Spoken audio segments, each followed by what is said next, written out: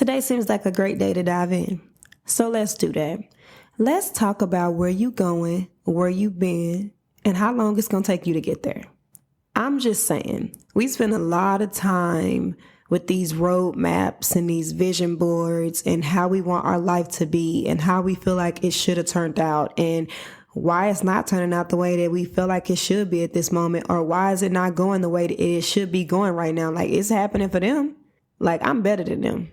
Like, ain't no way it should be happening for them and it ain't happening for me. Like, there's no way that they should be this far ahead of me and I'm still standing right here, but I'm supposed to be following behind God, that God. He's supposed to be pulling me ahead of them because I do what he tell me to do at the way that he tell me to do it. But they don't do that. He blessing them? How goofy do I sound? I'll answer that a whole lot goofy. Like, so goofy. It's crazy when you think about it, how we think that we're going to plan something out and how we feel like it's going to go the way that we want it to go without being in control of anything. A lot of our lives are mapped out from the time that we're little. Because I swear I could tell y'all what my wedding cake was going to look like. I swear I could tell y'all how many kids I said I was going to have. I was going to be this. I was going to be that. Like, you could not tell me what I could not, like, you could not tell me I wasn't accomplishing this stuff. You could not tell me I didn't have my life planned out to a T. But y'all, half of that stuff didn't even happen. Like, and some of the stuff, it happened in such a different kind of way. It was not my plan. But ain't that just like us, though, to think that we planning something, that it's what's going to happen because we said it? Like, girl, bye. Girl, bye. I was reading something today, and I know this one started off a little heavy, and I be trying not to do that because I don't want this podcast to ever feel like it's just a downer, right?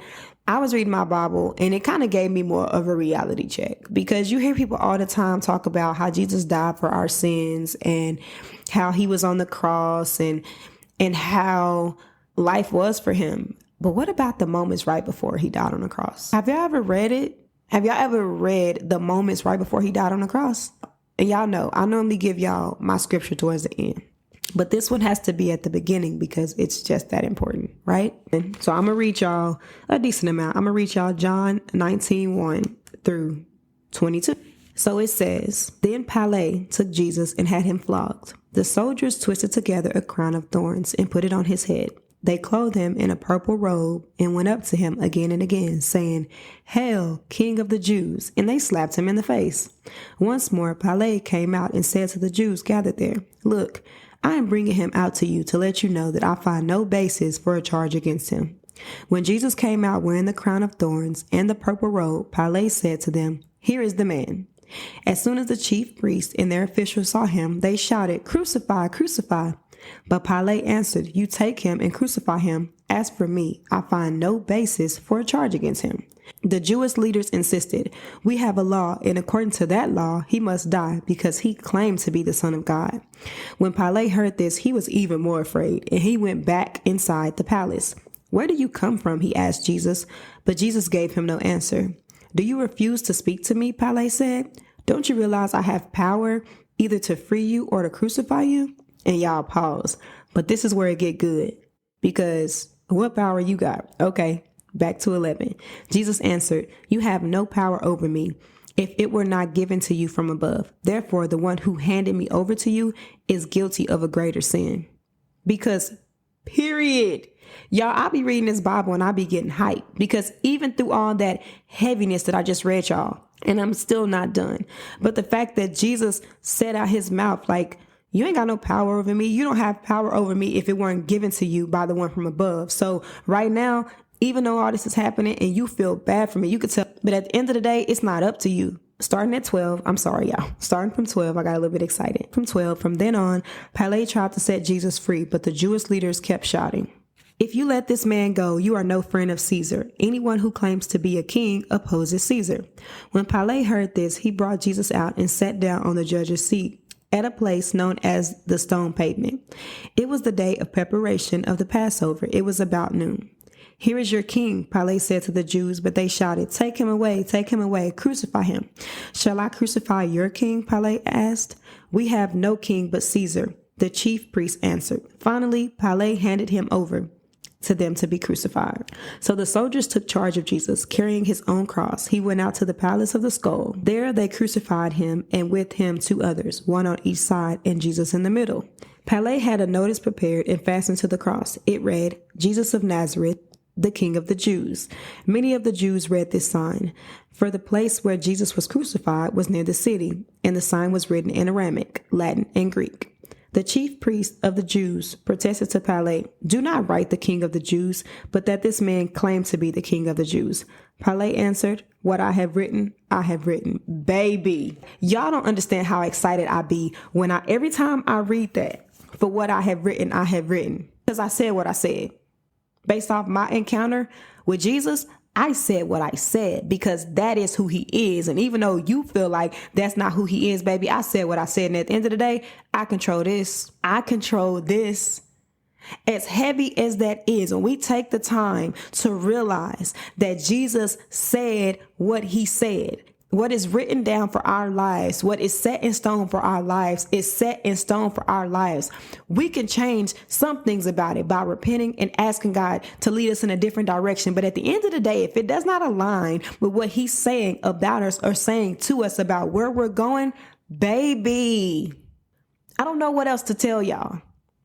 Because we spend a lot of our times wanting to control something that's out of our control. Jesus even said it to Pilate his own self, like, "You have no power over me if it did not come from above." Like, you don't run nothing. Some things that we go through, we want to know why, because God says so.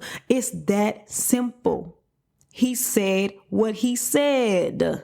You might not understand what he said, but once you get through it, you're going to understand it as clear as you've ever did. Y'all know, I could tell y'all right now, I've had things happen for me, y'all, that I've prayed about.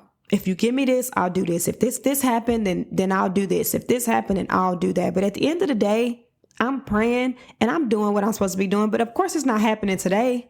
It's not happening this week. It's not happening this year. Like, I'm praying about it. And honestly, it went to the back of my head because I'm praying about what I pray about. And I talk to God all the time. But if I'm using something specific and I'm like, okay, well, it ain't happening. Like, it ain't happening. And I sat here earlier and I thought about all the things that I've asked him for. He's brought every last one of them to pass. And it's when we're not even paying attention that we have to stop and say thank you for the small things. Thank you.